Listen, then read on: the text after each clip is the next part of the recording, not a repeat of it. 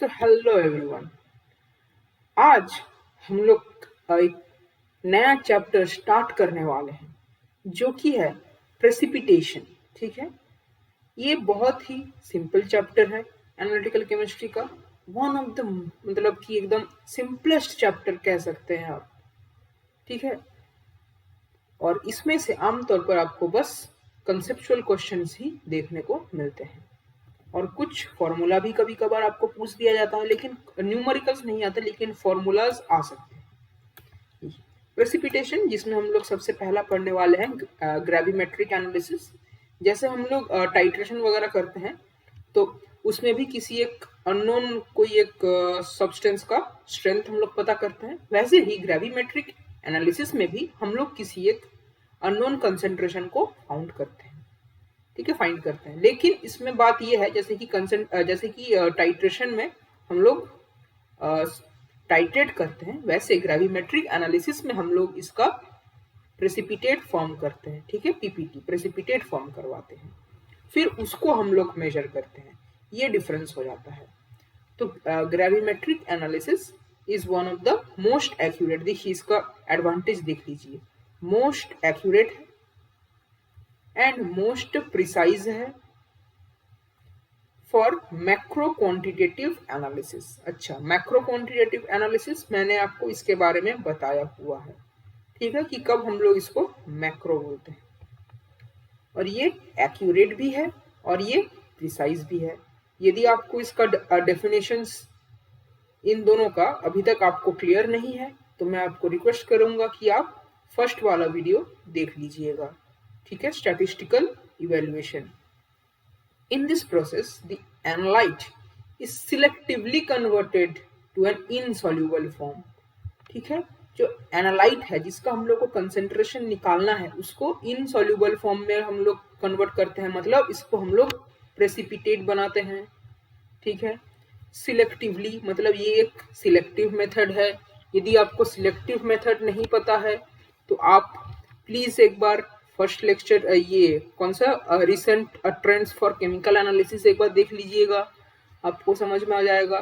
Next, measurement of mass of the material. ठीक है, इसमें हम लोग क्या करते हैं, जो भी हम लोग को ये प्रेसिपिटेट मिलता है उसका हम लोग मास मेजर करते हैं एंड उसको हम लोग कोरिलेट करते हैं उसके केमिकल कॉम्पोजिशन के साथ। Gravimetric analysis is one of the major division of analytical chemistry. ठीक है, the measurement step in a gravimetric method is a weighing precipitation and is widely used technique for separating the analyte from the interference. ठीक है, यदि हम लोग को कोई एक सोल्यूशन है, यदि उसमें से हम लोग को एनालाइट को सेपरेट करना है कोई मिक्सचर से, तो ग्रेविमेट्रिक एनालिसिस बहुत ही एक यूजफुल मेथड है। ठीक है, और इसका जो मेन जो स्टेप होता है जो इसका ग्रेविमेट्रिक मेथड, ठीक है, मेजरमेंट स्टेप। ठीक है, जो मैंने आपको बताया था ना क्वांटिटेटिव मेजरमेंट्स के क्वांटिटेटिव एनालिसिस के 5 स्टेप्स, उसमें से एक था मेजरमेंट स्टेप वाला, वो है इसका वेइंग द प्रेसिपिटेट। ठीक है, जो हम लोग को प्रेसिपिटेट मिलेगा उसको हम लोग को वे करना पड़ेगा, वो इसका मेजरमेंट स्टेप हो गया। ठीक है, अच्छा, एक तो है ग्रेविमेट्रिक एनालिसिस, और कौन कौन से टेक्निक्स हम लोग यूज कर सकते हैं सेपरेशन करने के लिए। एक है इलेक्ट्रोडायलिसिस, एक है सॉल्वेंट एक्सट्रैक्शन जिसके बारे में मैंने आपको बताया है, या फिर इसके ऊपर एक पूरा का पूरा एक चैप्टर डेडिकेटेड है solvent extraction. And chromatography, chromatography पर भी एक पूरा का पूरा चैप्टर हम लोग डिस्कस करने वाले हैं। ठीक है, तो ये दोनों हम लोग डिस्कस करेंगे इन डिटेल्स, कंप्लीट चैप्टर्स हैं। और इलेक्ट्रोडायलिसिस भी आप थोड़ा बहुत देख लीजिएगा, वैसे उतना कुछ इंपॉर्टेंट है नहीं। ठीक है, criteria for gravimetric analysis to be successful. यदि हम लोग को अच्छे से ग्रेविमेट्रिक एनालिसिस करना है तो उसके लिए मतलब क्या क्या हम लोग को फॉलो करना चाहिए।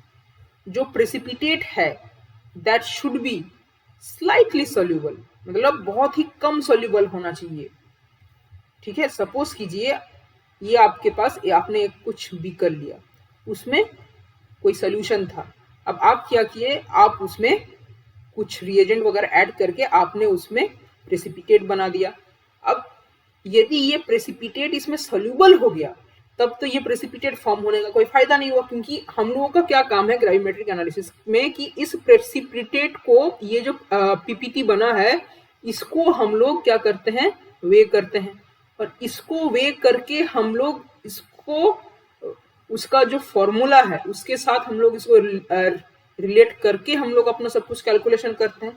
लेकिन यदि ये प्रेसिपिटेट यदि डिजोल्व हो गया सोल्यूशन में, तो हम लोग को ये जो प्रेसिपिटेट मिलेगा वे करने के लिए वो इनएक्यूरेट होगा, तो हम लोग कैलकुलेशन सही नहीं होगा। इसी कारण से ये बहुत स्लाइटली सोल्यूबल या फिर इनसोल्यूबल हो तो सबसे अच्छा है। The separation process should be sufficiently complete. ठीक है, जो सेपरेशन होना चाहिए, मतलब जो ये प्रेसिपिटेट बनेगा ये कंप्लीट होना चाहिए, so that quantity of analyte left unprecipitated is undetectable. ताकि मतलब कि ये जो सेपरेशन है कंप्लीट होना चाहिए, ताकि पूरा का पूरा जो भी एनालाइट था पूरा से ये प्रेसिपिटेट बन जाए। ठीक है, कुछ भी प्रेसिपिटेट लेफ्ट ना रहे। The precipitate should have definite composition. Composition should not change and should be pure. अच्छा, हम लोग को जो ये प्रेसिपिटेट मिलेगा अभी, ये तो मतलब कि प्योर होना चाहिए, तभी ना हम लोग इसको वे करके सही से इसका फॉर्मूला निकाल पाएंगे। यदि पता चला कि ये जो हम लोग को प्रेसिपिटेट मिला है ये तो इसमें इम्प्यूरिटीज भरा पड़ा है, तो भी ये जो वेट मिलेगा हम लोग को वो तो सही नहीं रहेगा। इसीलिए, और उसका एक कुछ डेफिनेट कंपोजिशन होना चाहिए ना, नहीं तो फिर हम लोग उसको वे करके हम लोग उसको रिलेट करेंगे कैसे। ठीक है, मतलब कि कहीं पर पता चला कि यहाँ पर इसका फॉर्मूला है A2B और इस पोर्शन में इसका फॉर्मूला है AB2, तब तो ये गड़बड़ कर देगा, है ना। एंड लास्ट है, the pure form of the precipitate is weighed and from this value of the weight of analyte in the sample is calculated। ठीक है, जो प्योर जो हम लोग को ये प्रेसिपिटेट मिला है, पहले हम लोग उसको वे करेंगे, फिर उससे हम लोग अपना कैलकुलेशन लगाएंगे कि जो एनालाइट का वेट है वो कितना होगा। जो परसेंटेज ऑफ ए है, ए मतलब एनालाइट, वो क्या होगा, weight of A divided by weight of sample. ठीक है, ये आपने प्रेसिपिटेट का वेट किया, प्रेसिपिटेट को आपने वे किया, वहां से आपने एनालाइट का वेट निकाला। ठीक है, तो वो ये वाला एनालाइट का वेट ये हो गया। ठीक, और ये नीचे वाला है वेट ऑफ सैंपल। ठीक है, तो यहां से आपको परसेंटेज मिल जाएगा। ये तो आपको समझ में आ ही रहा होगा, एकदम सिंपल है, कुछ ज्यादा कॉम्प्लिकेटेड नहीं है। डिजायरेबल प्रॉपर्टीज ऑफ प्रेसिपिटेट, जो हम लोग प्रेसिपिटेट बनाएंगे उसके लिए कौन कौन सा प्रॉपर्टीज होना चाहिए। सबसे पहला, प्रेसिपिटेट शुड बी इनसोल्यूबल, मैंने आपको उसका कारण बता दिया ऊपर। ठीक है, so that no appreciable loss occur when it is collected by filtration। यदि हम लोग को फिल्ट्रेशन करना पड़ेगा तो सारा का सारा जो भी सॉल्यूशन है वो निकल जाएगा, तो पूरा का पूरा प्रेसिपिटेशन बचना चाहिए। और यदि वो सॉल्यूबल हो गया सॉल्यूशन में तो वो तो पास करके चला जाएगा, तो जो फिल्ट्रेशन करने के बाद जो हम लोग को मिलेगा प्रेसिपिटेट वो तो कम मिलेगा। Precipitate should be easily separated. ठीक है, हम लोग उसको आसानी से सेपरेट कर देना चाहिए, मतलब कि कर पाना चाहिए, तभी तो वो कुछ काम का है ना, नहीं तो फिर क्या ही मतलब रहता है उसका। इसीलिए ठीक है, वो इजीली सेपरेबल होना चाहिए। And the condition required that the particle are of such size that they do not pass through the filtering medium and particle size is unaffected by washing. अच्छा, वॉशिंग प्रोसेस आगे आपको बताएंगे। ठीक है, अच्छा ये बोला है, सपोज कीजिए हम लोगों ने एक कुछ फिल्टर पेपर लगाया। ठीक है, एक कुछ फिल्टर पेपर लगाया, हाँ ठीक है, वॉटमैन फिल्टर पेपर या जो भी फिल्टर पेपर कुछ लगाया, और इसमें से हम लोग अपना जो सोल्यूशन है उसको हम लोग पास कर रहे हैं। ठीक है, अब इसी सोल्यूशन में कुछ एनालाइट भी है। ठीक है, इसी सोल्यूशन में कुछ एनालाइट है। अब इस एनालाइट का साइज यदि बड़ा बड़ा हुआ तब तो बच गए हम लोग, तब तो ये यहीं पर रुक जाएगा। लेकिन यदि इस एनालाइट का साइज छोटा छोटा हुआ तो ये क्या करेगा ना, इस फिल्टर पेपर को ये भी क्रॉस कर जाएगा, तो हम लोग का अल्टीमेटली कुछ फायदा नहीं हुआ, है ना। क्योंकि देखिए ये जो फिल्टर पेपर होता है इसमें कुछ पोर्स होते हैं। ठीक है, इसमें कुछ पोर्स मतलब कि कुछ होल्स टाइप के होते हैं। ठीक है, छोटे छोटे होल्स होते हैं जिसमें से ये जो सोल्यूशन है ये आसानी से पास कर जाएगा, लेकिन जो ये प्रेसिपिटेट है वो इससे पास नहीं कर सकता। लेकिन यदि जो हम लोग का प्रेसिपिटेट है उसका जो पार्टिकल साइज यदि वही बहुत छोटा छोटा हुआ तो वो आराम से इसमें से पार कर जाएगा, तो वो भी हम लोग को नहीं चाहिए। The precipitate must be convertible into a pure substance of definite composition. This में बी अफेक्टेड बाय इग्निशन। अच्छा, इग्निशन भी कभी कभी हम लोग करते हैं, कब करते हैं हम लोग आपको बाद में बताऊंगा मैं। ठीक है, जो भी हम लोग को प्रेसिपिटेट मिलेगा उसको हम लोग को एक प्योर सब्सटेंस में हम लोग को उसे कन्वर्ट करना, मतलब कि यदि वो कन्वर्ट होता है तो अच्छा है। अब है थ्योरी ऑफ प्रेसिपिटेशन प्रोसेस। इसमें 3 थ्योरी है, मतलब कि 3 इसमें प्रोसेस है, 3 types of process: super saturation, nucleation, crystal growth. Super saturation एकदम सिंपल है, देखिए सब एकदम सिंपल है, आप बस कॉन्सेप्ट समझिए, बाकी सब आपके साथ एकदम बहुत इजी लगेगा सब कुछ।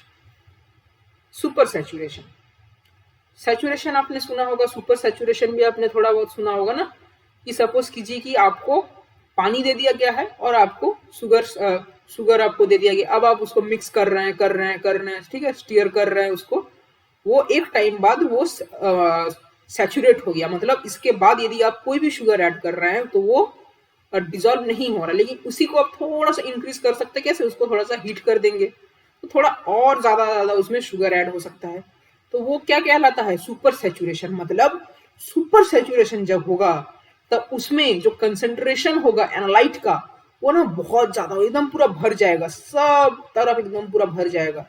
ठीक है, ये होगा सुपर सैचुरेशन। ठीक है, सुपर सैचुरेशन देखिए, it is achieved by adding precipitant reagent to the solution. Supersaturation occurs when the solution phase contains more of the dissolved particles. ठीक है, dissolved particles ज्यादा होंगे, dissolved precipitate that can be present at equilibrium. The greater the disparity, the greater this relative supersaturation.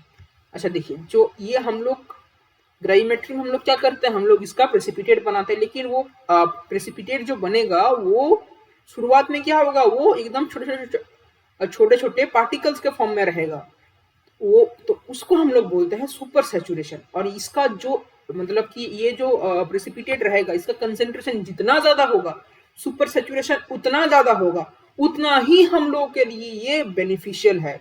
कैसे है देखिए, जैसे ही ये super saturation हुआ, मतलब बहुत ज्यादा इसका कंसेंट्रेशन हुआ, उसके बाद क्या होता है, ठीक है, सपोज कीजिए कि ऐसे ऐसे करके बहुत इसका ज्यादा कंसेंट्रेशन है, फिर क्या होता है, इन्हीं में से कुछ ना ऐसे ग्रुप बन जाते हैं, और ग्रुप बन के ये कुछ न्यूक्लिएशन करते हैं। ठीक है, मतलब ये साइड में ऐसे ऐसे करके कुछ डिपॉजिट होने लगता है, इनका कुछ एक ऐसे झुंड टाइप का बनता है। ठीक, क्योंकि इसका इन लोगों का कंसेंट्रेशन बहुत ज्यादा है, तो ये दोनों ये सब पास आ जाते हैं, और ऐसे कर करके मतलब देखिए जो भी हम लोग को जो प्रेसिपिटेट मिलता है ओवरऑल, वो एकदम मतलब कि उसमें जो पार्टिकल साइज है वो एकदम बहुत बड़ा होता है, तो उसको अचीव करना पड़ेगा ना, तो स्टेप बाय स्टेप हम लोग जाएंगे। सबसे पहले क्या होता है, एकदम माइन्यूट पार्टिकल्स होते हैं, जो सुपर सैचुरेशन जिससे हम लोग कहते हैं, जिस कंडीशन को कि एकदम माइन्यूट पार्टिकल्स होते हैं और उनका कंसेंट्रेशन बहुत ज्यादा होता है, फिर वही माइन्यूट पार्टिकल्स आपस में कंबाइन करके न्यूक्लिएशन करते हैं, फिर उस न्यूक्लिएशन के बाद वो जो पार्टिकल साइज है वो बड़ा बनता जाता है, उसको हम लोग बोलते हैं क्रिस्टल ग्रोथ। ठीक है, देखिए, when the some minimum number of ions or nuclei come together, ठीक है, ये come together एक साथ आते हैं to form a stable second phase, this process is called nucleation. The process of nucleation involves formation of smallest particle of precipitate that will grow spontaneously from supersaturated solution. ठीक है, ये grow करेगा from super saturated solution, ये smallest particle है precipitate का। ठीक है, crystal growth, मैंने क्या कहा कि न्यूक्लिएशन के बाद क्रिस्टल ग्रोथ होगा। when the largest number of nuclei will form, ठीक है, then these will come close together to give a precipitate which is curdy. ठीक है, एक कर्डी प्रेसिपिटेट देगा। ठीक, तो मैंने क्या कहा था कि पहले सुपर सैचुरेशन होगा। ठीक है, सुपर सैचुरेशन में ऐसे बहुत सारे ऐसे सब पार्टिकल्स रहेंगे, वो सब आपस में क्लोज आएंगे, तो उसमें कुछ क्रिस्टल ग्रोथ होगा। ठीक है, सॉरी, उसमें कुछ न्यूक्लिएशन होगा, छोटे छोटे छोटे छोटे ऐसे ग्रोथ होंगे, फिर ये सब पास आएंगे, इनमें क्रिस्टल ग्रोथ होने लग जाएगा। ठीक है, इसमें क्रिस्टल ग्रोथ होने शुरू हो जाएंगे, ऐसे ऐसे करके बड़े होते जाएंगे। फिर ऐसे ही कर करके हम लोगों को एक बहुत ही बड़ा प्रेसिपिटेट मिलेगा। ठीक है,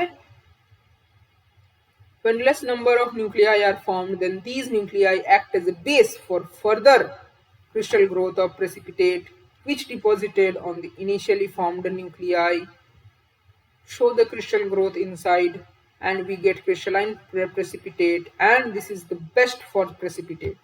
जैसे ये पहले पहले ऐसा ऐसा सुपर सैचुरेशन हुआ, फिर उसमें से ये न्यूक्लिएशन हुआ है ना, इन न्यूक्लिएशन के बाद अब ये सारे पार्टिकल्स इनके ऊपर आके बैठने लगेंगे, धीरे धीरे इसका साइज ऐसे करके बढ़ता रहेगा, और आते रहेंगे, ये और बढ़ता रहेगा। वैसे ही इसमें क्या होगा, ऐसे ही कुछ सुपर सैचुरेटेड पार्टिकल्स आएंगे या फिर कुछ न्यूक्लिएटेड पार्टिकल्स आएंगे, ये सब आपस में कंबाइन करेंगे, इसका साइज बढ़ता रहेगा। ऐसे ही कर करके हम लोग को एक बहुत ही बड़ा साइज मिलता है प्रेसिपिटेट का। नेक्स्ट है gelatinous precipitate.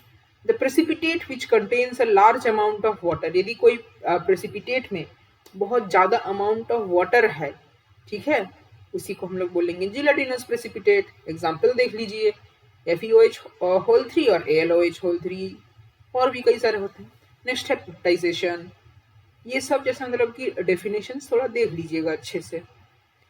The phenomena by which the precipitate can revert back to colloidal state is known as peptization.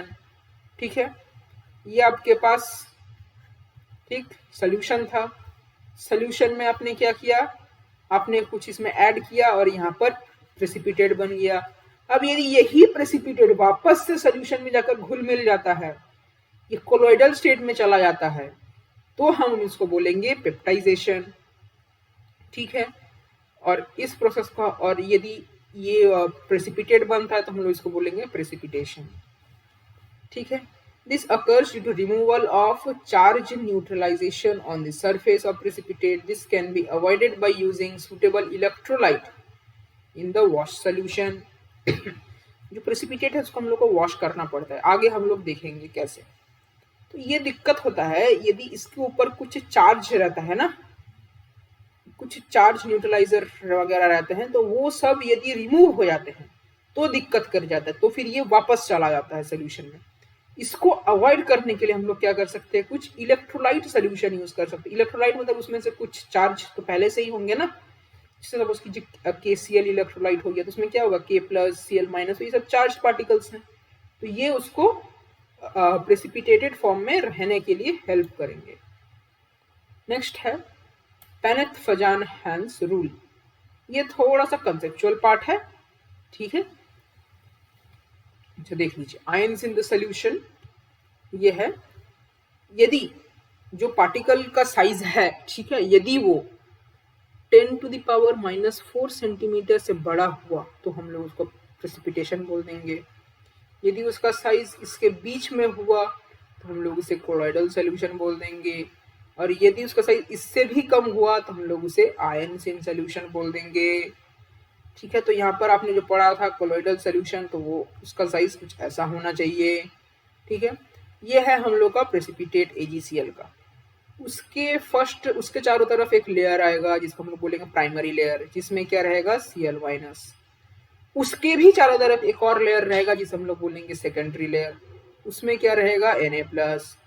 यही होता है ना, जो यदि ये वाला हट जाएगा, ठीक है, ये वाला यदि हट जाएगा तब ये भी वापस चला जाएगा और पेप्टाइजेशन हो जाएगा। इसी को लाने के लिए हम लोग को कोई एक इलेक्ट्रोलाइट का सोल्यूशन यूज करना चाहिए। ठीक है, अब ये अच्छे से पढ़िए। Let us consider the precipitation of silver chloride. ठीक है, starting with Ag+ and Cl- है ना, Ag+ और Cl- मिलेंगे तभी तो सिल्वर क्लोराइड बनेगा, उसका प्रेसिपिटेट बनेगा। Solubility product is suppressed to some extent. ठीक है, is surpassed Ag+ and Cl- begin clinging together forming a crystal lattice and growing sufficiently large size of precipitate and settle down the bottom of the container by force of gravity. मतलब वही बोल रहे हैं कि ये सब Ag plus है और Cl माइनस है, ये पास आएंगे, सुपर सेचुरेशन होगा, न्यूक्लिएशन होगा, क्रिस्टल ग्रोथ होगा. जब क्रिस्टल बड़ा साइज का हो जाएगा तो ग्रेविटी के कारण वो जो बीकर या जो भी कंटेनर होगा उसका नीचे आकर बैठ जाएगा, वही बोला गया है. Next, colloidal particles are electrically charged because of the adsorption, हाँ ये ध्यान रखिए, adsorption of ions, absorption adsorption मतलब ये सरफेस के चारों तरफ एडजॉर्ब करेगा. ठीक है. Colloidal particles are electrically charged because of the adsorption of the ions to their surface. When AgCl particles are of colloidal size, there are a large number of Ag plus and Cl minus on the surface. Small particles have a large surface area to mass ratio. मतलब यदि कोई particle small है, ठीक है, और यदि कोई particle large है, ठीक है, तो इसका यदि आप सरफेस देखेंगे और इसका मास देखेंगे, इनका रेशियो बहुत ज्यादा होगा क्योंकि इन लोगों का मास तो एकदम कम है, एकदम कम है. और यदि ये वाला पार्टिकल देखेंगे जिसका साइज बड़ा है, इसका सरफेस थोड़ा सा बड़ा है लेकिन इसका मास तो एक्सटेंसिवली ज्यादा बड़ा है, तो इसलिए इनका जो रेशियो होगा वो कम आएगा. ठीक है, यही कहने का कोशिश कर रहे हैं. ठीक है. The surface and small particles have a large surface area to mass ratio and surface ions attract ions of opposite charge from the solution. Here the solution contains Na plus ions, Cl minus ions and NO3 minus ions. The surface Ag plus ions attract Cl minus ions and NO3 minus ions, and surface Cl minus ion attract Na plus ions. ये बोल रहे हैं कि जो भी हम लोग precipitate बनेगा उसमें कौन कौन सा आयन होंगे, Ag प्लस और Cl माइनस. तो शुरुआत में जब इन लोगों का प्रेसिपिटेट बनेगा तो उनका साइज ऐसे छोटा होगा. साइज छोटा होगा तो इन लोगों का जो सरफेस पर जो चार्ज डेंसिटी होगा वो बड़ा होगा, ज्यादा होगा. सपोज कीजिए कि यहाँ पर यदि Ag प्लस है तो इसमें ये सरफेस पर पॉजिटिव चार्ज होगा, और यदि यहाँ पर Cl माइनस है तो सरफेस पर नेगेटिव चार्ज होगा. तो जो Ag प्लस है वो क्या करेगा, नेगेटिवली चार्ज्ड आयंस को अपनी तरफ बुलाएगा, जिसमें है क्या है, Cl माइनस है या NO3 माइनस है. और जो Cl माइनस होगा वो किसको बुलाएगा अपने तरफ, Na प्लस को बुलाएगा. क्यों, क्योंकि यही तीन हम लोग के पास सोल्यूशन में अवेलेबल है. ठीक है. एज ए जनरल रूल, पेनेथ फजन हन रूल, ठीक है, the ion in the solution which is most strongly absorbed is the one common to the lattice, and in this case Cl ion is strongly adsorbed होना चाहिए यहाँ पर. ठीक है, ये adsorbed होना चाहिए. यहाँ पर बोल रहे हैं कि ये तो तीन आयन को ये लोग मिलके बुला दिए, लेकिन इनमें से वो ज्यादा स्ट्रॉन्गली एडजॉर्ब होगा जो कि कॉमन होगा. अब कॉमन देखिए कि AgCl में भी Cl है और इन आयंस में भी Cl है, तो इसीलिए Cl सबसे ज्यादा स्ट्रॉन्गली एडजॉर्ब होगा. ठीक है. Thus the surface of the particle acquires a layer of chloride ion. इसीलिए क्या हुआ, अभी तक हम लोग के पास क्या आया, AgCl आया, और क्योंकि Cl कॉमन है, कॉमन आयन है, तो ये उसके ऊपर एडजॉर्ब हो जाएगा. तो फर्स्ट लेयर किसके लिए रहेगा, Cl माइनस के लिए. ठीक. And the particles become negatively charge. ठीक है. तो Ag plus Cl minus neutral है, अब इनके ऊपर Cl माइनस का लेयर आ गया तो ये नेगेटिवली चार्ज हो गया. The Cl minus ions are said to form a primary layer, इसी को हम लोग प्राइमरी लेयर बोलते हैं. They in turn attract Na plus ions forming the second layer. अच्छा देखिए, ये न्यूट्रल है उसको, और Cl माइनस क्योंकि ये कॉमन आयन है तो ये अट्रैक्ट हो गया, ये ज्यादा अच्छे से एब्जॉर्ब हो गया. तो अब ये जो पूरा है ये नेगेटिवली चार्ज बन गया है ना. अब हम लोग क्या करने वाले हैं, अब हम लोग देखिए अब क्या होगा, क्योंकि ये Cl माइनस नेगेटिवली चार्ज है तो ये एक पॉजिटिवली चार्ज आयन को अट्रैक्ट करेगा, जो कि हम लोग के पास कौन है इनमें से, Na प्लस ही है ना. Na प्लस है तो क्या होगा, ये एक और लेयर बनेगा जिसमें कौन आएगा, Na प्लस आएगा, है ना. तो Na प्लस क्या करेगा, एक सेकेंडरी लेयर की तरह काम करेगा और Cl माइनस क्या हुआ, एक प्राइमरी लेयर की तरह काम करेगा। अब आपको शायद से समझ में आ रहा होगा कि यहाँ पर हम लोगों ने ये वाला डायग्राम क्यों देखा था। ठीक है, ये याद आ रहा है। ठीक, अब आपको समझ में आ गया होगा कि पहले वो वाला आयन होगा जो कॉमन आयन होगा और सेकेंडरी लेयर में वो वाला आयन होगा जिसका चार्ज प्राइमरी लेयर से ऑपोजिट होगा। The primary and secondary layers are considered to constitute an electrical double layer। ठीक है, क्योंकि देखिए जो पहला वाला लेयर है वो Cl माइनस का है, सेकेंड वाला लेयर है वो Na+ का है। ठीक है, तो ये दोनों ही चार्ज है, इसीलिए इनको हम लोग बोलते हैं electrical double layer, which imparts a degree of stability to the colloidal dispersion. और इन्हीं के कारण इनमें कुछ स्टेबिलिटी आता है। किसमें, अंदर कौन बैठा है, AgCl, है ना, क्योंकि ये दोनों है इसीलिए ये AgCl का प्रेसिपिटेट स्टेबल बन जाता है। These layers cause colloidal particles to repel each other, and particles therefore resist combination to form layer particles, which will settle from the solution. Next, von Weimann's theory of relative supersaturation। देखिए इसमें से ये वाला formula देख कर जाइएगा। ठीक, मे भी इसमें से कोई क्वेश्चन आ जाए। Von Weimann was first to make a systematic study of the relationship between size of particle of a precipitate and the rate of the precipitate। ठीक है, size of precipitate and rate of the precipitate। Initial size of precipitate is proportional to the relative supersaturation। देख लीजिएगा Q क्या है, concentration of the substance momentarily produced in the solution by mixing the reagent। S क्या है, equilibrium solubility। Q minus S क्या हो जाएगा, degree of supersaturation at the moment precipitation begins। Q minus S is larger, greater the number of nuclei and smaller the number of particles of precipitate। Q minus S क्या है, degree of super saturation. यदि ये ज्यादा हुआ तो nucleation ज्यादा होगा। ठीक, न्यूक्लिएशन ज्यादा होगा तो जो पार्टिकल्स बचेंगे वो थोड़े कम हो जाएंगे। Term S in the denominator represent the force resisting precipitation और causing the precipitate to redissolve। S क्या है, वो ऑपोजिट फोर्स है जो मतलब कि प्रेसिपिटेशन को होने से रोकता है या फिर प्रेसिपिटेशन जो रीडिजॉल्व हो जाता है ना, पेप्टाइजेशन, उसमें मदद कर देता है। इसीलिए हम लोग इसको डिनोमिनेटर में रखे हैं। नेक्स्ट देखिए, greater the value of S smaller the ratio. ठीक, S ज्यादा होगा तो ये ज्यादा, यहाँ पर भी S ज्यादा होगा तो ये ओवरऑल टर्म कम हो जाएगा। तो ये ज्यादा ये कम, ओवरऑल मिला करके क्या हो जाएगा, कम हो जाएगा।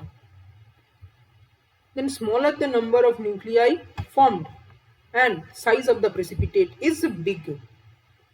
ठीक, smaller the value of S, the greater the ratio, that is the Q minus S by S। Then larger the number of nuclei formed and size of precipitate is small। Chemical steps involved in gravimetric analysis। यदि हम लोग को ग्राविमेट्रिक analysis perform करना है तो उसके लिए कौन कौन से स्टेप्स होने चाहिए।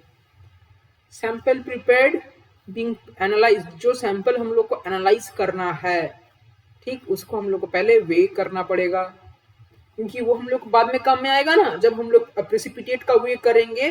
ठीक है, जो हम लोग लिखे थे परसेंटेज ऑफ ए क्या था, इसमें ए का वेट था डिवाइडेड बाई सैंपल का वेट था, है ना, सैंपल का वेट था इंटू 100, तो वहां पर हम लोग को सैंपल का वेट काम में आएगा। The weighted sample is dissolved into a suitable solvent. पहले हमने सैंपल लिया, उसको वे कर दिया, उस सैंपल को हम लोग डिसॉल्व कर देंगे सॉल्वेंट में। Species which interfere actual measurement are often removed by suitable separation method. याद कीजिए, सेपरेशन हम लोगों ने पढ़ा था क्वांटिटेटिव एस्टिमेशन में, सेपरेशन स्टेप। इसमें क्या करते हैं हम लोग, जो इम्प्यूरिटीज है या इंटरफेयरिंग सब्सटेंसेस है उसको हम लोग हटा देते हैं। Experimental environment is adjusted, this में इंक्लूड पीएच एडजस्टमेंट, कंसंट्रेटिंग और डाइल्यूटिंग द सॉल्यूशन। मतलब जिस एनवायरनमेंट में हम लोगों को बेस्ट रिजल्ट मिलेगा वो हम लोग देखते हैं। Suitable inorganic precipitating reagent is added, ठीक है, एक कोई प्रेसिपिटेट करने के लिए कुछ रिएजेंट हम लोग को ऐड करना पड़ेगा ना, इसके साथ रिएक्ट करेगा तो वो हम लोग ऐड करते हैं। नेक्स्ट उसके बाद precipitation is carried out in hot solution, इसको हम लोग हॉट सोल्यूशन में करते हैं। The precipitating reagent is being added very slowly with constant stirring so that the initial form nuclei act as a base for crystal growth, for further crystal growth, ठीक है, ताकि हम लोग का क्रिस्टल ग्रोथ अच्छा हो और उसके लिए जो ये न्यूक्लियर है वो एक बेस की तरफ काम करे। Precipitate is then separated from another liquor, from mother liquor by filtration। Mother liquor क्या है, जिस सोल्यूशन में हम लोगों ने मतलब कि जो भी हम लोगों ने इसको एक सूटेबल सॉल्वेंट में हमने इसे डिजोल्व किया था ना, वही है मदर सोल्यूशन, वही है मदर लिकर। उसमें से हम लोगों को फिर प्रेसिपिटेट को सेपरेट कर देना पड़ेगा फिल्ट्रेशन के जरिए। प्रेसिपिटेट इज देन वॉश्ड, यहाँ पर हम लोग वॉशिंग करते हैं, ठीक है। Precipitate is then washed with suitable solution containing suitable electrolyte, उस सोल्यूशन में इलेक्ट्रोलाइट होना चाहिए। इलेक्ट्रोलाइट किस में हेल्प करता है, पेप्टाइजेशन को रोकने में हेल्प करता है। ड्राई प्रेसिपिटेट और precipitate obtained from the ignition are finally weighed, फिर हम लोग उस प्रेसिपिटेट को फिल्टर करेंगे, उसको इग्नाइट करेंगे, मतलब सॉरी उसको ड्राई करके वे कर लेंगे, तो हम लोग उसको गर्म करेंगे इग्नाइट, या तो हम लोग उसको सुखा देंगे ड्राई, फिर हम लोग उसको वे कर देंगे। तो सबसे पहला स्टेप क्या है, आपको जो सैंपल है उसको आपको वे करना पड़ेगा, फिर आपको उसे डिसॉल्व करना पड़ेगा, है ना। फिर आपको उसमें से इम्प्यूरिटीज को, जो भी आपके पास इम्प्यूरिटीज है उसको आपको हटा देना पड़ेगा। उसके बाद उसमें आपका सूटेबल एनवायरनमेंट लाना पड़ेगा। फिर हम लोग को प्रेसिपिटेट करने के लिए एक रिएजेंट ऐड करना पड़ेगा, ठीक, रिएजेंट फॉर प्रेसिपिटेशन, ठीक। उसके बाद हम लोग को क्या करना पड़ेगा, उसको थोड़ा सा सोल्यूशन को हॉट रखना पड़ेगा, ठीक। फिर उसके बाद हम लोग को फिल्ट्रेशन करना पड़ेगा। फिल्ट्रेशन यानी कि प्रेसिपिटेशन को मदर लिकर से सेपरेट करना पड़ेगा। मदर लिकर मतलब वो सोल्यूशन जिस पर हम लोगों ने इसे डिसॉल्व किया था। फिल्ट्रेशन होने के बाद हम लोग को इसको, या तो आप इसको ड्राई कर दीजिए या तो आप इसको इग्नाइट कर दीजिए, इग्नाइट होता है इसको गर्म कर दीजिए, ठीक है। और गर्म करने के बाद जो सबसे लास्ट स्टेप होगा वो होगा फिर से हम लोग को इसे वे करना पड़ेगा, ठीक। अब जो हम लोग वे करेंगे ये हम लोग के पास है ए, और शुरुआत में जो हम लोगों ने वे किया था ये हम लोगों के पास है सैंपल, ठीक है। तो इन दोनों को हम लोग परसेंटेज निकाल लेंगे ऐसे करके। अब समझ में आ रहा है पूरा। Types of precipitation, there are 3 types of precipitation. पहला है को प्रेसिपिटेशन, नेक्स्ट है पोस्ट प्रेसिपिटेशन, और थर्ड है आइसोमॉर्फस रिप्लेसमेंट। को प्रेसिपिटेशन में भी 2 पार्ट है, एक है एडजॉर्प्शन, एक है ऑक्लूजन। इन सब को आपको पढ़ना पड़ेगा। मे बी इसमें से कोई भी डेफिनेशन दे सकते हैं, शायद से को प्रेसिपिटेशन का प्रीवियस ईयर में पूछा हुआ है, ठीक है। Co-precipitation, the process by which a normally soluble substance is carried down during the precipitation of desired substance। Suppose कीजिए आपने बीकर में कुछ रिएजेंट ऐड किया और ये आपका नीचे प्रेसिपिटेट बन रहा है, लेकिन दिक्कत ये हो जाता है कि इसमें कोई इम्प्यूरिटीज भी है, वो भी आपके साथ चला आया प्रेसिपिटेट बनने के लिए, वहां दिक्कत हो जाता है, वो आपके साथ को प्रेसिपिटेट कर जाता है। मतलब जो हम लोग को चाहिए एनालाइट और जो इम्प्यूरिटी है दोनों एक साथ प्रेसिपिटेट कर जाते हैं, इसीलिए हम लोग उसे बोलते हैं को प्रेसिपिटेशन, ठीक है। It is a phenomena by which impurities normally soluble in solution are precipitated and it is called co-precipitation. इसका दो टाइप है, occlusion और adsorption. वो देखते हैं. Adsorption क्या है? This occurs when the impurities, ठीक है, ये आपका देखिए, ये आपका डिजायर्ड एनालाइट है, ठीक, ये आपका एनालाइट है. को-प्रेसिपिटेट जब एडजॉर्प्शन होता है इसमें क्या होता है, जो ये इम्प्यूरिटीज है ना, ये इसके सरफेस पे बैठ जाता है, जो प्रेसिपिटेट के सरफेस पे ये बैठ जाता है, ठीक है. Are present on the surface of the precipitate. The holding of one substance to the other substance adsorption impurities can be removed by washing process. जब हम लोग इसको वॉशिंग करते हैं, वॉशिंग करते हैं मतलब एक कुछ सॉल्वेंट हम लोग इसके साथ रन करेंगे ताकि ये इम्प्यूरिटीज रिमूव हो जाए. ऑक्लूजन, ठीक है. तो एडजॉर्प्शन, हम लोग एडजॉर्प्शन वाले जो केस होते हैं जिसमें इम्प्यूरिटीज आ जाते हैं उसको हम लोग रिमूव कर सकते हैं वॉशिंग प्रोसेस से. ऑक्लूजन, इसमें क्या होता है, इम्प्यूरिटी ये जो क्रिस्टल बना है ना, जो प्रेसिपिटेशन हुआ इसी के अंदर ये घुस जाता है, तब इसको रिमूव करना दिक्कत आ जाता है. इसको हम लोग को फिर डाइजेशन वगैरह करके हटाना पड़ता है. It is held in with in a crystal bye growth of crystal around it. इसमें क्या होता है ना, जैसे कि हम लोगों ने क्या देखा था कि न्यूक्लिएशन में एक न्यूक्लियस बनता है और फिर उसके चारों तरफ धीरे धीरे धीरे धीरे करके सब ऐड होते जाते हैं और वो बड़ा होता जाता है. वैसे ही इसमें क्या होता है, इम्प्यूरिटीज न्यूक्लियस की तरह एक्ट करता है और इसके चारों तरफ में भी ये एनालाइट ग्रो करने लग जाता है. तो क्या होता है, अल्टीमेटली ये एनालाइट के अंदर ये वाला इम्प्यूरिटी फंस जाता है, ठीक है. Occlusion occurs during the process of crystal growth. Solvent और some other impurity present in the solution are incorporated or occluded, are incorporated or occluded in the crystal, and further crystal growth occurs over these impurities. The impurities become in as an internal part of the crystal structure. The occluded impurities can be removed by digestion process. ठीक है, एक example है, आप देख लीजिएगा. HCl solution, sorry, H2SO4 solution is added to BaCl2 containing small amount of nitrate ion. precipitate BaSO4 का precipitate बनता है, उसी के अंदर ये वाला एक इम्प्यूरिटी भी आ जाता है. ये को प्रेसिपिटेशन हुआ. नेक्स्ट है procedure that can be employed to minimize coprecipitation. Coprecipitation को यदि मिनिमाइज करना है तो हम लोग क्या करेंगे, हम लोग को सबसे पहले तो ये पता रहना चाहिए कि उसमें ऐसा कोई चांस भी है क्या कि कौन से आयन उसमें फॉर्म हो सकते हैं जो कि को प्रेसिपिटेशन कर दे. सेकेंड है method of addition of two reagents. दो रिएजेंट्स हम लोग ऐड करेंगे तो उसमें से इसमें हेल्प करता है रिड्यूस करने में.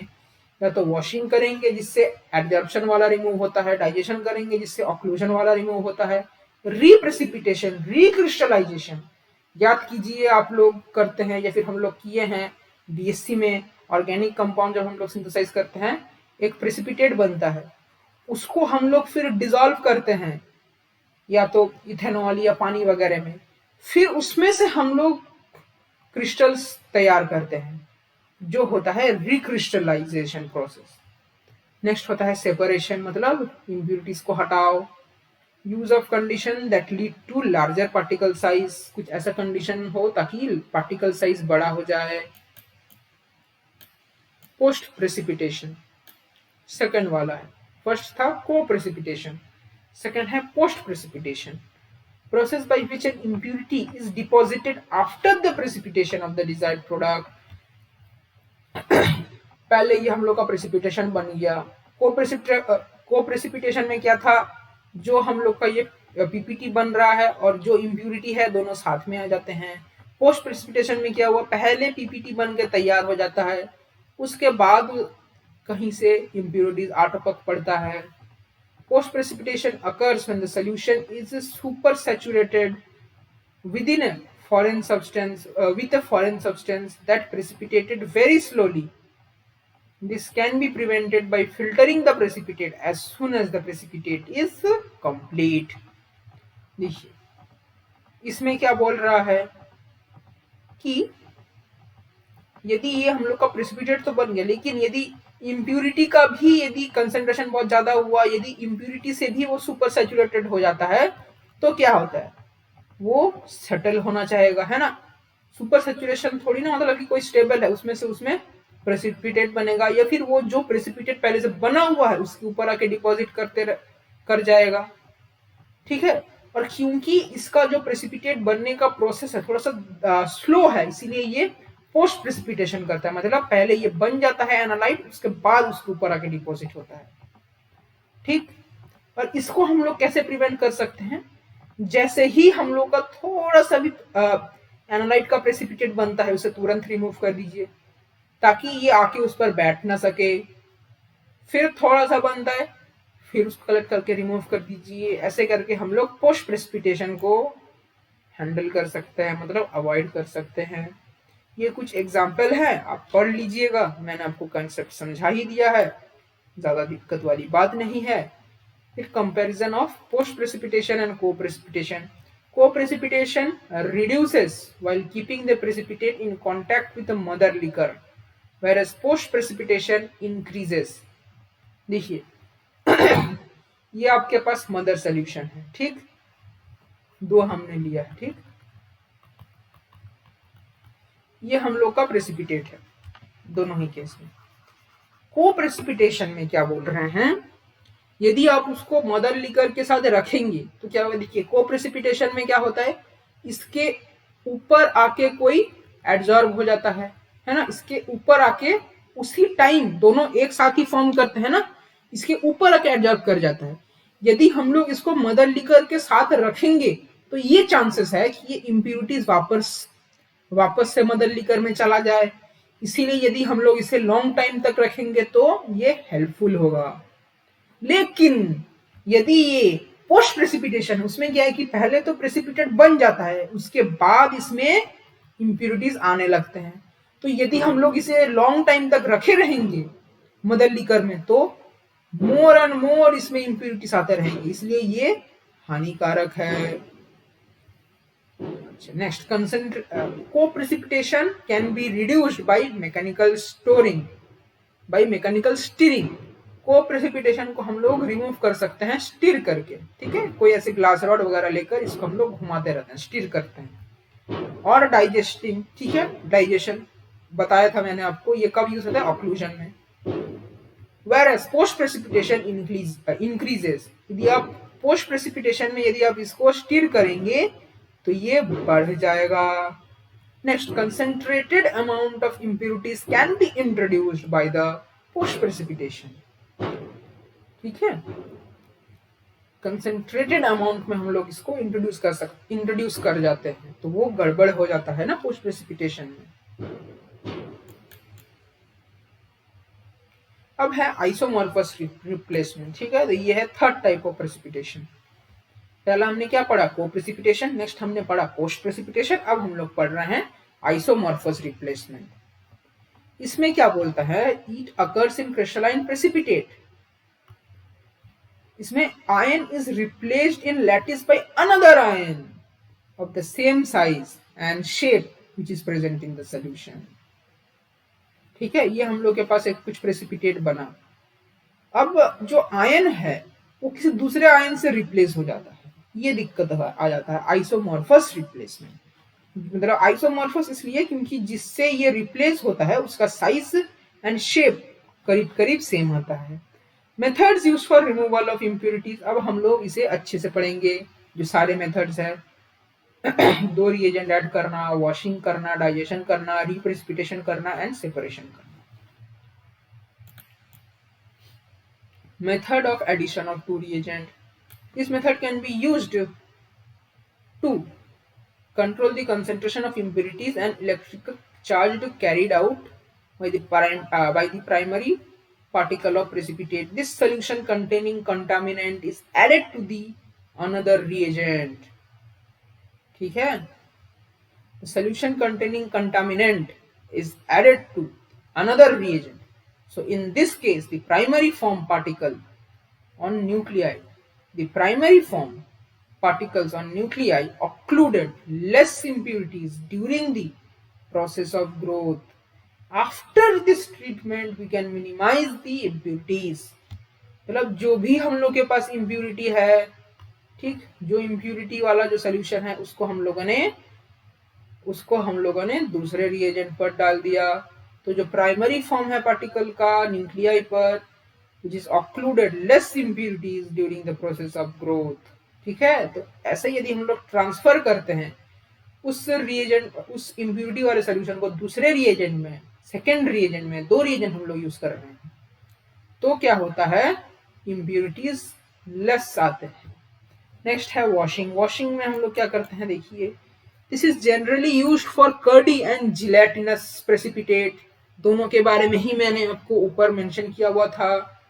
Because surface area is highly exposed, मतलब इसका सरफेस एरिया बहुत ज्यादा है, ठीक है। तो ये हेल्पफुल है कर्डी एंड जिलेटिनस प्रेसिपिटेट के लिए। Hence there is more probability of impurities to absorb। देखिए, यदि इसका सरफेस एरिया ज्यादा हुआ तो इसमें ज्यादा करके impurities आ सकते हैं, एब्जॉर्ब हो सकते हैं। Washing is done to remove the absorbed impurities, but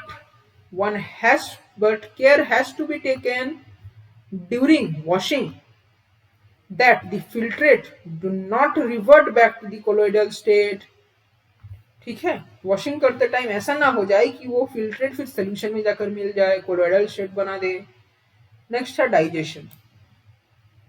digestion देखिए, this process is used for the removal of impurities, ठीक है। In this case precipitate is kept in contact with mother liquor for few hours at an elevated temperature। उसको हम लोग heat करते हैं, ठीक है, उसको हम लोग हीट करते हैं और उसको मदर लिकर के ही कांटेक्ट में रखते हैं।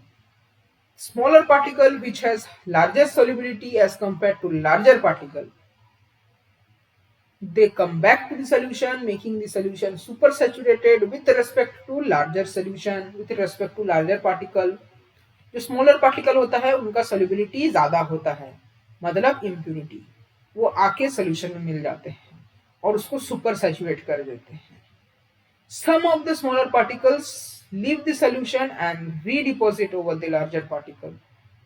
लेकिन उसमें से देखिए, this process of crystal growth of larger particle at the expense of smaller particle, ठीक है, ऐसा प्रोसेस होगा तो उसमें लार्जर पार्टिकल का ग्रोथ होगा at the expense of smaller particle, क्योंकि स्मॉलर पार्टिकल तो सॉल्यूशन में मिक्स हो जाएगा। उसी को हम लोग बोलते हैं ऑसवाल्ड राइपनिंग। इसके दो एडवांटेज है, एक तो हम लोग का जो क्रिस्टल साइज है वो बढ़ जाएगा, एक तो जो ऑक्लूडेड इम्प्यूरिटीज है वो रिमूव हो जाएगा। तो मतलब दोनों तरीके से हम लोग का ही फायदा है। Reprecipitation, in this method again washing and digestion is the done. एक बार हम लोगों ने वॉशिंग डाइजेशन कर दिया, फिर से हम लोग कर रहे हैं। सेपरेशन, इम्प्यूरिटीज में बी सेपरेटेड और it's chemical nature is changed by the some reaction before precipitate is formed। Precipitation from homogeneous solution, by using a procedure in which a precipitate is produced as a result of the reaction that takes place in the solution, ठीक, such local effects can be avoided। This technique is called precipitation from homogeneous solution, ठीक है।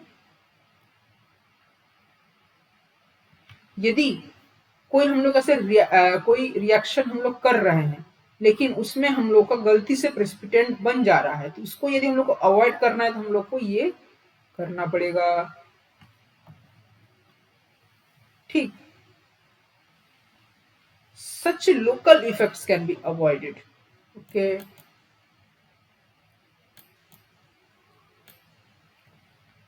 The best known example of this method is hydrolysis of urea, ठीक है।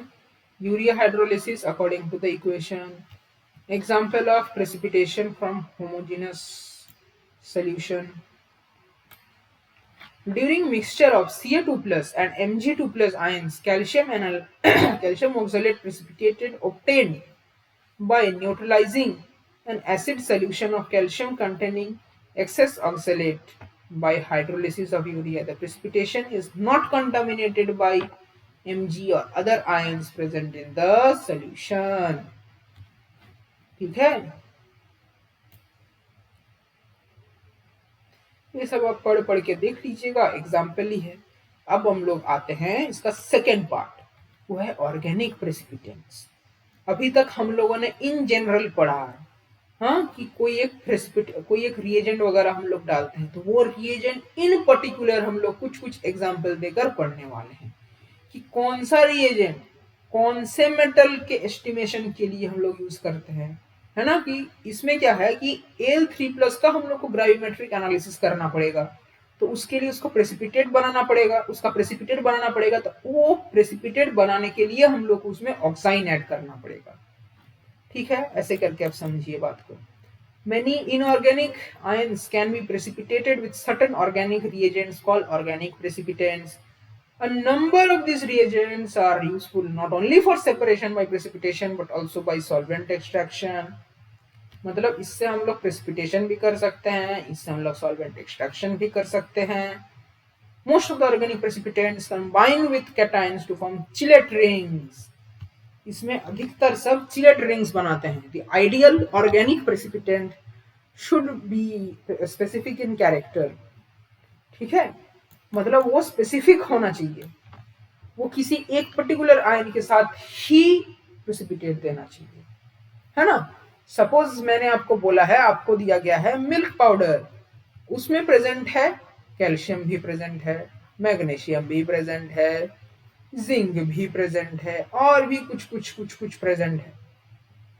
मैंने आपको बोला कि आप बस Ca2+ का एस्टिमेशन कीजिए, आपने उसमें से ग्राविमेट्रिक एनालिसिस का मेथड चूज किया। तब मैंने आपको बोला कि आपको कोई ऐसा ऑर्गेनिक प्रेसिपिटेंट लेना है या कोई ऐसा रिएजेंट लेना है जो कि बस Ca2+ के साथ प्रेसिपिटेट बनाए, बाकी किसी के साथ ना बनाए। ये होता है सिलेक्टिव सिलेक्शन।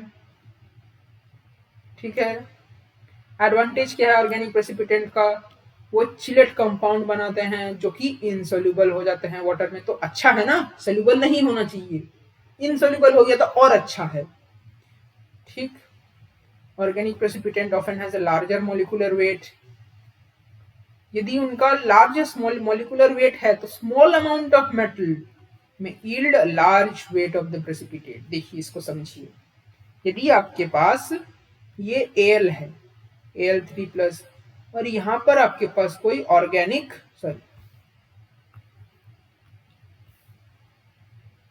और यहां पर आपके पास कोई ऑर्गेनिक रिएजेंट है। अब यदि ये ऑर्गेनिक रिएजेंट का मास बहुत ज्यादा है, ठीक है, ये तो एक प्रेसिपिटेट बना देगा, ठीक, Al और ऑर्गेनिक रिएजेंट का। लेकिन यदि ये ऑर्गेनिक रिएजेंट का वेट बहुत ज्यादा है तो आपको क्या होगा, प्रेसिपिटेट भी जो आपको मिलेगा उसका वेट भी बहुत ज्यादा होगा, है ना, उसका वेट बहुत ज्यादा होगा। तो यदि आपके पास स्मॉल, मतलब कि यदि आपके पास बहुत ही कम अमाउंट का Al3+ होगा, तब भी क्या होगा, आपको अच्छा खासा वेट मिल जाएगा प्रेसिपिटेट का। क्यों? क्योंकि ऑर्गेनिक रिएजेंट का ही, जो ऑर्गेनिक रिएजेंट या ऑर्गेनिक प्रेसिपिटेंट है उसी का वेट बहुत ज्यादा है, तो आपको ओवरऑल आपको प्रेसिपिटेट का वेट बहुत ज्यादा मिल जाएगा। और जैसे मतलब कि ज्यादा वेट होगा तो आप ज्यादा एक्यूरेटली उसे मेजर कर पाएंगे, तो आप इजीली इसको एस्टिमेट कर पाएंगे। नेक्स्ट, जो ये ऑर्गेनिक रिएजेंट्स होते हैं वो सिलेक्टिव होते हैं, ठीक, तो इसीलिए वो हेल्प करते हैं। Selectivity can be easily enhanced by using controlling the pH and controlling the masking reagents. Masking reagent क्या करते हैं, सपोज वही जैसे मैंने बताया मिल्क पाउडर है, उसमें आपके पास Ca है, Mg है और Zn है। ठीक, सपोज कीजिए हम लोगों ने इसमें एक कोई लिया है ऑर्गेनिक रिएजेंट, वो क्या करता है, वो Ca के साथ अच्छे से बनाता है प्रेसिपिटेट, लेकिन उसके पास ना थोड़ा करके टेंडेंसी है मैग्नीशियम और जिंक के साथ भी बनाने का। वहीं पर रोल आता है हम लोग का मास्किंग रिएजेंट का। ये क्या करता है, मास्क पहना देता है।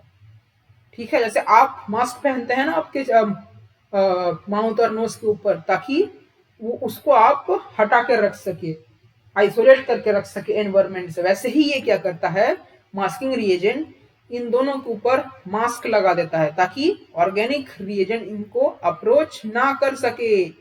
यदि इनको ये अप्रोच नहीं कर सकेगा तो इसका पूरा फोकस किस में रहेगा, Ca2+ में। ठीक है, वैसे ही आपको क्या करना चाहिए, आपके सारे जो डिस्ट्रैक्शंस होते हैं लाइफ में उनके ऊपर कोई मास्किंग रिएजेंट आपको अप्लाई कर देना चाहिए ताकि आपका पूरा फोकस आपको एंट्रेंस क्लियर करने पर रहे। Next, precipitants obtained with organic reagents are often coarse and bulky। वो बल्की होते हैं इसीलिए वो इजीली हैंडल्ड होते हैं, है ना। यदि वो उनका बहुत कम अमाउंट मिलेगा तब तो उसको हैंडल कर पाना थोड़ा दिक्कत हो जाता है। In some cases a metal can be precipitated with an organic reagent, the precipitate collected and dissolved and the organic molecule titrated, furnishing indirect volumetric method. ठीक। अच्छा, डिसएडवांटेजेस भी कुछ होते हैं, ऐसा नहीं कि हमेशा इनमें एडवांटेज ही होता है। क्या डिसएडवांटेज है, देखिए ऑर्गेनिक, ऑर्गेनिक नाम से ही आपको क्या पता चल रहा है कि ये पानी में यानी इनका एक्वस सोल्युबिलिटी बहुत कम होगा ऑब्वियसली, है ना, ये दिक्कत कर देता है। It is necessary to add at least slight excess of the precipitant and the excess precipitant contaminate the precipitate. मतलब ये जो ऑर्गेनिक रिएजेंट है क्योंकि ये बहुत ही कम सोल्यूबल है वाटर में, इसीलिए हम लोग को इसे एक्सेस में ऐड करना पड़ता है।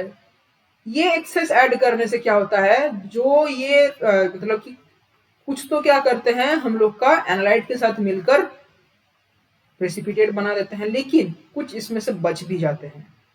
ठीक है, कुछ ओवर इसमें से लेफ्ट भी हो जाते हैं, बचे हुए रहते हैं। वो क्या करते हैं, इसके ऊपर आके इनका इम्प्यूरिटी के टाइप काम करने लगते हैं। Many organic precipitants do not have good weighing form। ठीक है, कईयों को हम लोग अच्छे से वे नहीं कर सकते हैं, largely because of uncertainty in the drying process, so weighing can be changed। ठीक, तो ड्राइंग करते टाइम उनका वे बहुत चेंज होते रहता है। और एक माइनर डिसएडवांटेज है that precipitants are not easily wet by water and hence tend to float on surface of the solution and to ठीक है, this trouble can be alleviated by addition of a small amount of wetting agent to this solution before the filtration। इसमें क्या बोल रहे हैं कि ये जो हम लोग का प्रेसिपिटेट है वो ना पानी से वेट नहीं होता है, तो उसको हम लोग को रिमूव करने के लिए, ठीक है, और वो क्या होता है, वो जो ग्लास वेसल है उसके साइड में आके डिपॉजिट हो जाता है, वो ही सबको रिमूव करने के लिए हम लोग को कुछ वेटिंग एजेंट को अप्लाई करना पड़ता है। अच्छा, अब हम लोग पढ़ने वाले हैं हम लोग को फर्स्ट ऑर्गेनिक रिएजेंट। एकदम एक्साइटेड हो जाइए, डीएमजी, डाइमिथाइल ग्लाइकोक्साइम। इसका स्ट्रक्चर कुछ ऐसा है और ये एक ऐसा 4 कोऑर्डिनेटेड कॉम्प्लेक्स बना देता है। देख रहे हैं, ये सब नाइट्रोजन से है, देख लीजिए अच्छे से, ये कुछ ऐसा कॉम्प्लेक्स बना देता है।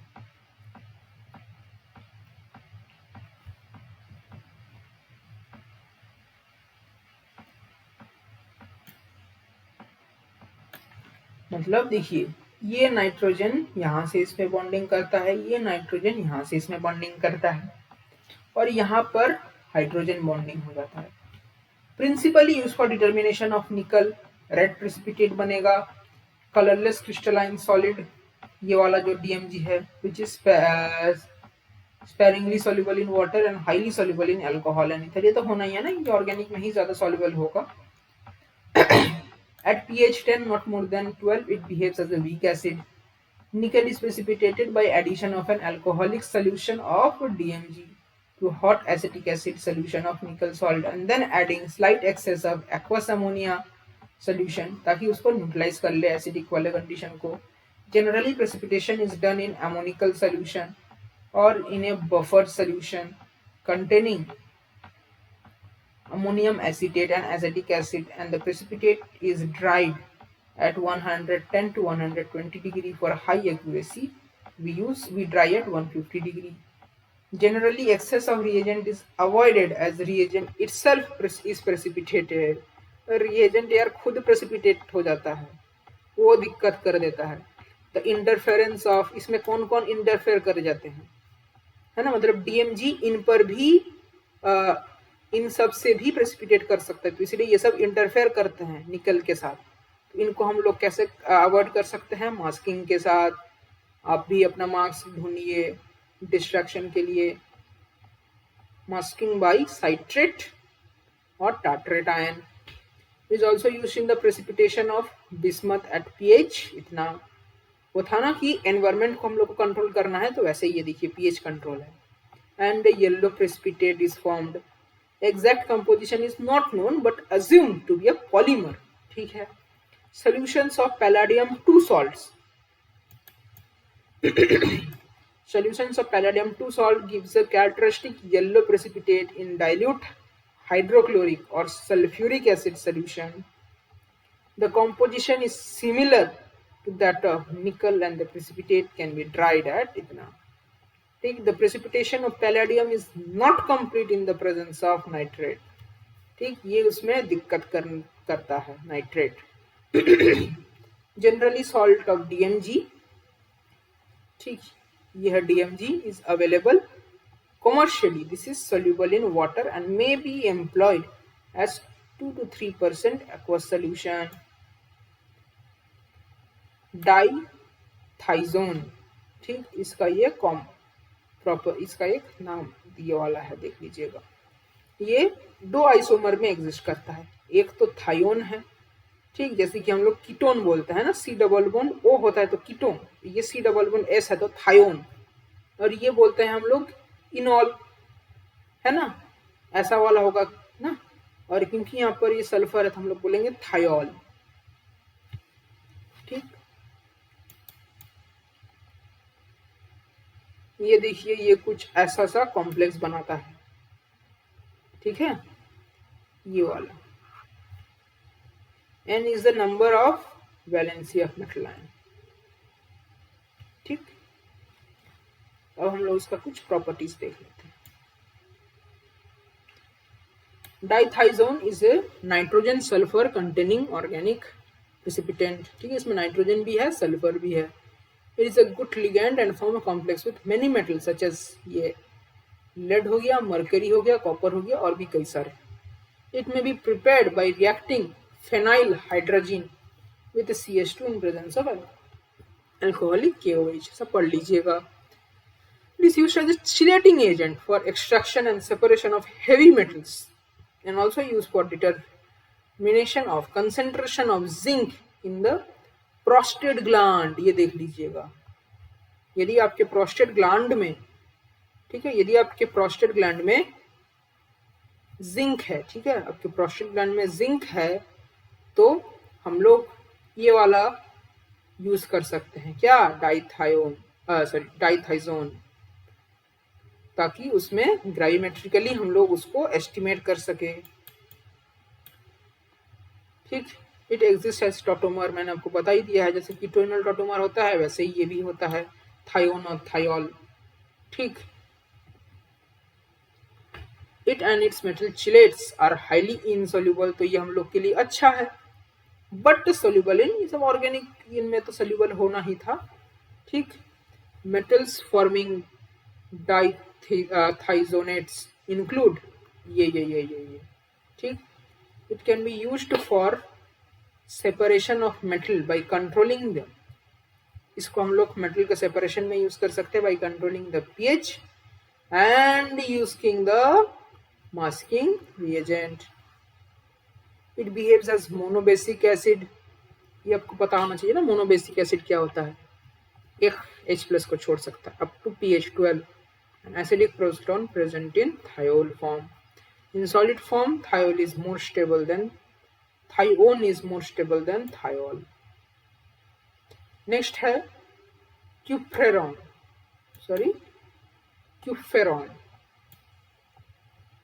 ठीक, इसका ये नाम पढ़ लीजिएगा, ये ऐसा एक चिलेट बनाता है।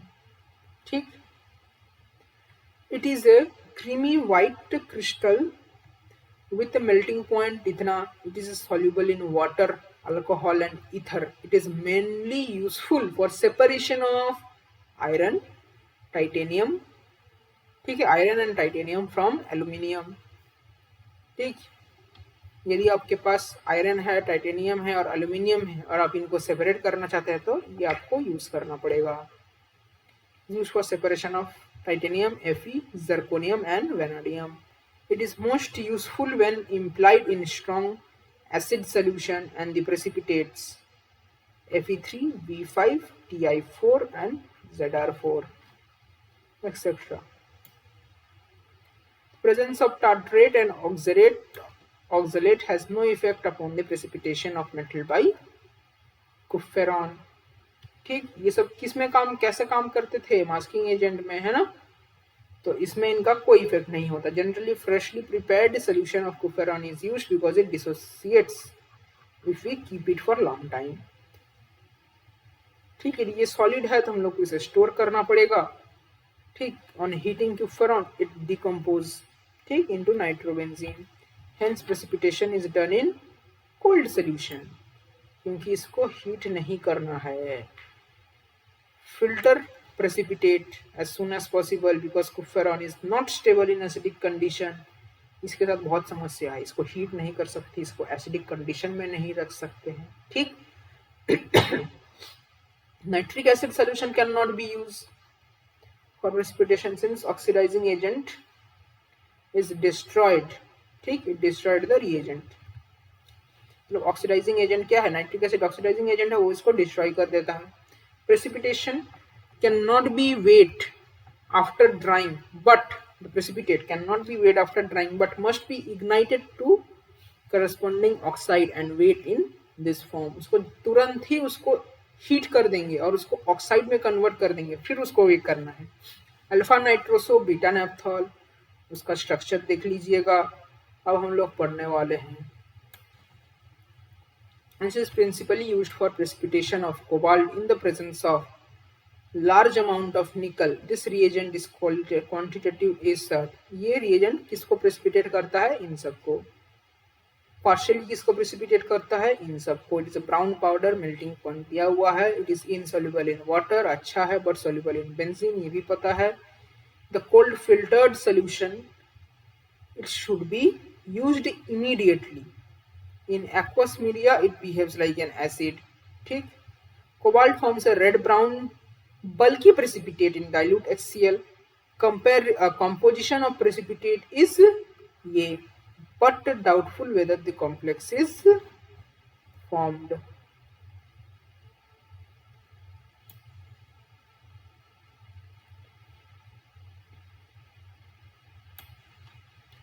The precipitate is carefully ignited in the presence of oxalic acid because and gives a cobalt oxide, but for large amount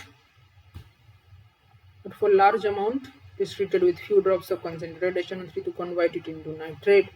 ठीक है, ऐसे करके आप इसको पढ़ लीजिएगा। नेक्स्ट हम लोग आते हैं ऑक्साइन में। ऑक्साइन आपको याद है किसमें हम लोग पढ़े हैं, बताइए। इसको हम लोग पढ़ने वाले हैं एनालिटिकल रिएजेंट्स वाले चैप्टर में।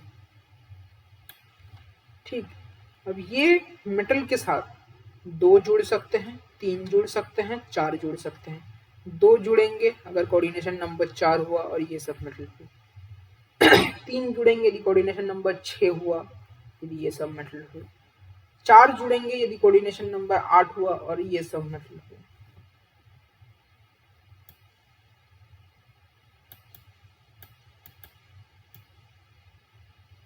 ठीक है, ये स्पेरिंगली सोल्यूबल कंपाउंड है। ठीक, ये कलरलेस क्रिस्टलाइन है, इसका मेल्टिंग पॉइंट दिया है, इनसोल्यूबल है। ठीक, solution is prepared in alcoholic और एसिटिक एसिड। ठीक, it occurs at higher pH and acidic acid for precipitation at lower pH.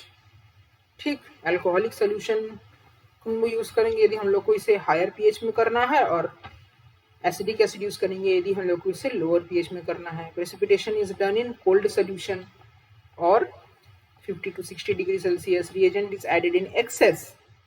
क्यों? क्योंकि इसका solubility बहुत कम है। Until the solution becomes yellow or orange, which indicates excess of reagent. The precipitate may be filtered through filter paper or any variety of filtering crucible. ठीक? If a turbidity appears in the solution is heated, यदि turbidity आता है मतलब थोड़ा सा कुछ milky type का कुछ दिखेगा, उसको हीट कर देंगे तो क्लियर हो जाएगा। It may be assumed that due to excess of reagent crystallized out,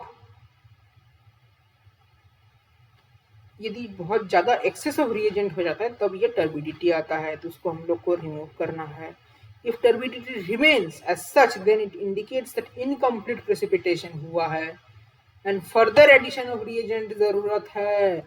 यदि टर्बिडिटी हट जाता है मतलब रिएजेंट एक्स्ट्रा है, यदि टर्बिडिटी नहीं हटता है मतलब रिएजेंट का शॉर्टेज है। ठीक, and complete, ठीक है, and further addition of reagent is required after complete precipitation. Solution is heated up to 70 degree and precipitate is washed with cold water and finally alcohol. The washing precipitate may be dried at 110 degree. Since many oxygenates are appreciably volatile, it is usually based to cover the complex with oxalic acid and heat it gently. Next हम लोग last portion में आए हैं। Procedure to estimate aluminium and add excess oxine until, देखिए ये वाला portion भी आपका उतना यूजफुल नहीं है, तब भी देख लीजिएगा। Add excess oxine until colour becomes yellow और ऑरेंज, और इसमें हम लोग क्या लेंगे, इसमें ऊपर से हम लोग ऐड करने वाले हैं ऑक्साइन और इसमें हम लोग लेंगे 20% alcoholic solution plus 125 ml water. इसको हीट करेंगे, कूल फिल्टर, फिर इसको प्रेसिपिटेट करेंगे, फिर इसको हम लोग डिसॉल्व करेंगे HCl में, add few drops of methyl orange और मिथाइल रेड, ये इंडिकेटर की तरह एक्ट करेगा मे बी।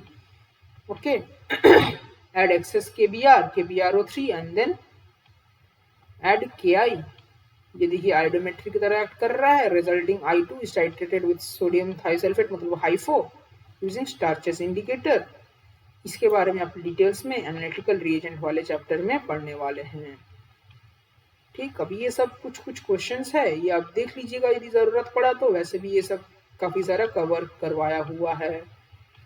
तो यहाँ पर हम लोगों का खत्म होता है ये चैप्टर जिसका नाम है ग्रेविमेट्री, ठीक है, या फिर प्रेसिपिटेशन। तो इसको एक बार समराइज कर देते हैं। ठीक है, सबसे पहले ग्रेविमेट्रिक प्रिपरेशन में ये बहुत ही एक्यूरेट और प्रिसाइज है, ये मैक्रो क्वांटिटेटिव एनालिसिस है। इसमें क्या होता है कि प्रेसिपिटेट बनता है जो कि इनसॉल्युबल है। ठीक, ये इनसॉल्युबल होता है तो ये अच्छा होता है हम लोग के लिए। ठीक है, इसमें क्या करते हैं हम लोग, जो प्रेसिपिटेट है उसका हम लोग मास निकालते हैं, उसको हम लोग कोरिलेट करते हैं केमिकल फॉर्मूला से, और फिर हम लोग उसमें कुछ उसका परसेंटेज निकालते हैं, लाइक वैसे करके हम लोग कैलकुलेशन करते हैं। ये क्या होता है, ये एक मतलब कि सेपरेशन के लिए हेल्पफुल है। तो सेपरेशन के लिए हम लोगों के पास काफी सारे टेक्निक्स है, जैसे इलेक्ट्रोडायलिसिस, सॉल्वेंट एक्सट्रैक्शन, क्रोमेटोग्राफी और ये प्रेसिपिटेशन या ग्राविमेट्रिक एनालिसिस। तो इनमें से सॉल्वेंट एक्सट्रैक्शन, क्रोमेटोग्राफी और ग्राविमेट्रिक एनालिसिस हम लोग पढ़ने वाले हैं एक चैप्टर में, और इलेक्ट्रोडायलिसिस नहीं पढ़ने वाले हैं हम लोग। अच्छा, यदि हम लोग को इसे सक्सेसफुल बनाना है ग्राविमेट्री को, इसमें क्या क्या फीचर होना चाहिए, ये शुड बी स्लाइटली सॉल्युबल या इनसॉल्युबल। ठीक, ये रिएक्शन कंप्लीट हो जाना चाहिए, इसका डेफिनेट कंपोजिशन होना चाहिए, और ये प्योर फॉर्म ऑफ एनालाइट होना चाहिए। ठीक, फिर वहां से हम लोग को इसका परसेंटेज ऑफ एनालाइट, ताकि हम लोग कैलकुलेट कर सके, इसको भी कर सके। डिजायरेबल प्रॉपर्टी क्या होना चाहिए इसका, ये इनसॉल्युबल होना चाहिए, इजीली सेपरेट होना चाहिए। ठीक, इसका साइज बहुत ज्यादा छोटा नहीं होना चाहिए। हाँ, और it should be pure substance होना चाहिए। ठीक है, इसको हम लोग कन्वर्ट कर सकते हैं super saturation, nucleation, crystal growth. यदि हम लोग एक मदर लीकर लेते हैं ना, जो सोल्यूशन उसको हम लोग बोलते हैं मदर लीकर, उसमें हम लोग अपना एनालाइट ऐड करते हैं। तो जैसे ही हम लोग ऐड करते रहते हैं तो उसमें एक टाइम उसमें सुपर सैचुरेशन हो जाता है, मतलब बहुत ज्यादा कंसंट्रेशन हो जाता है। तो उसमें क्या होता है, ये सब एनालाइट पास आने लगते हैं। तो ये क्या फॉर्म करते हैं, न्यूक्लिएशन, मतलब छोटे छोटे ये प्रेसिपिटेट फॉर्म करने लगते हैं। ये न्यूक्लिएशन के ऊपर और भी मतलब सब कुछ ऐड होने लगता है एनालाइट का, धीरे धीरे ये क्रिस्टल बड़ा होने लगता है, इसको हम लोग बोलते हैं क्रिस्टल ग्रोथ। फिर ये क्रिस्टल धीरे धीरे एकदम बड़ा हो जाता है। ठीक है,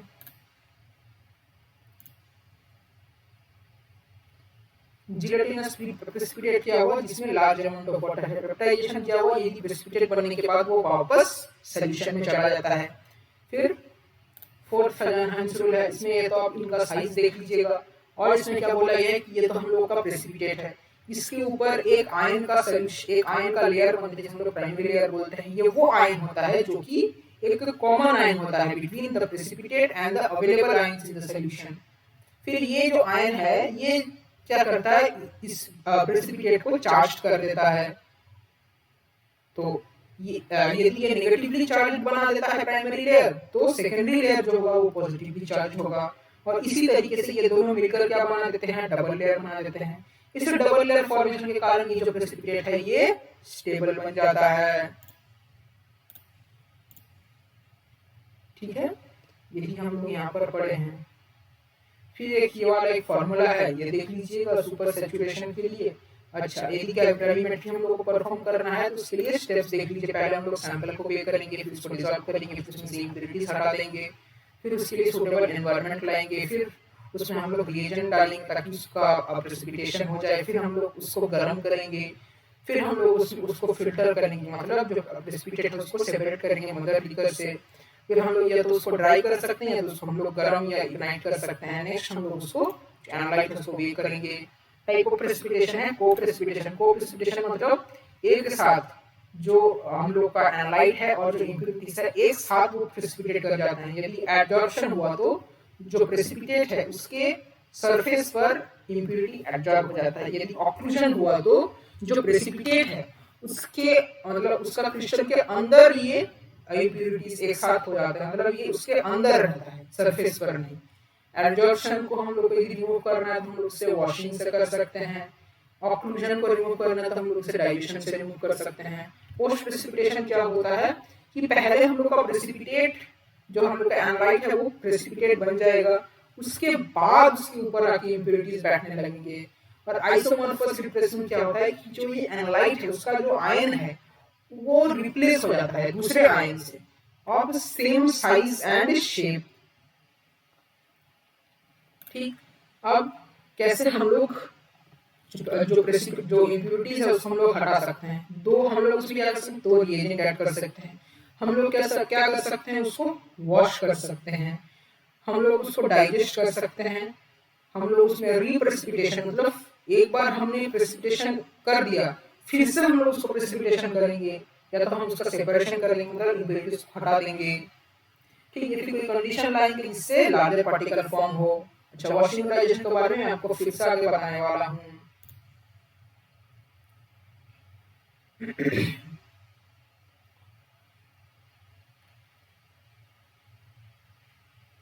देखिए, वॉशिंग हम लोग तभी यूज करते हैं यदि उसका सरफेस एरिया बहुत ज्यादा होता है। ठीक, इससे हम लोग क्या करते हैं, जो एब्जॉर्ब्ड इम्प्यूरिटीज है उसको हम लोग हटाते हैं। ठीक, इसमें वॉशिंग में कुछ नहीं करते, ये हम लोग का जो प्रेसिपिटेट है इसी के ऊपर हम लोग को एक सॉल्यूशन रन करवा देते हैं। ठीक है, ये एक हम लोग का कुछ क्रूसिबल टाइप का हुआ है, कुछ फिल्टर पेपर टाइप का कुछ भी रहता है, उसके ऊपर ही प्रेसिपिटेट फॉर्म हुआ है और नीचे इसमें कुछ पोर्स लगे हुए हैं।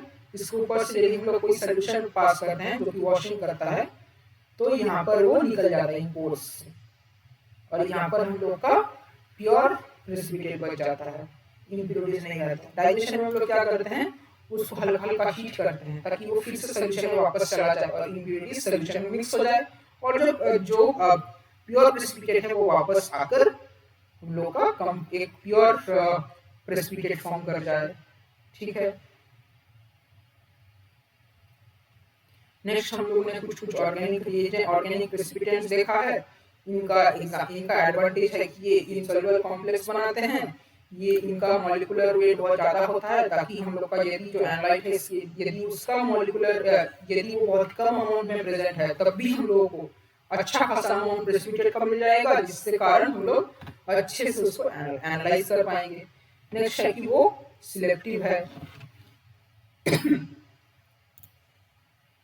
ठीक।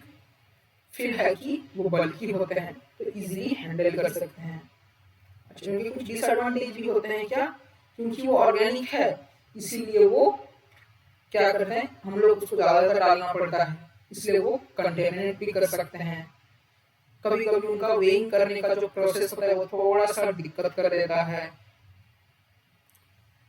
ठीक है, कभी कभी हम लोग उसमें वो वेटिंग रिएजेंट्स भी डालना पड़ता है। फिर अलग अलग हम लोगों ने ऑर्गेनिक प्रेसिपिटेंट्स के बारे में पढ़ा है, तो यदि उनका सिलेक्टिविटी बहुत अच्छा होता है लेकिन फिर भी यदि कुछ डिस्टर्बेंस होता है तो हम लोग उसमें मास्किंग रिएजेंट का यूज करते हैं, जो बाकी सबको मास्क कर देता है, मतलब छुपा देता है, और जो हम लोग को काम का है उसी को बस रहने देता है, तो अच्छे से प्रेसिपिटेशन हो जाता है। ठीक, तो ऐसे ही करके हम लोगों ने पूरा का पूरा कवर अप किया है। तो आई होप आपको प्रेसिपिटेशन या ग्रेविमेट्रिक एनालिसिस वाला चैप्टर समझ में आया होगा। तो मिलते हैं फिर अगली बार, तब तक के लिए गुड बाय और अपना प्रिपरेशन करते रहिए।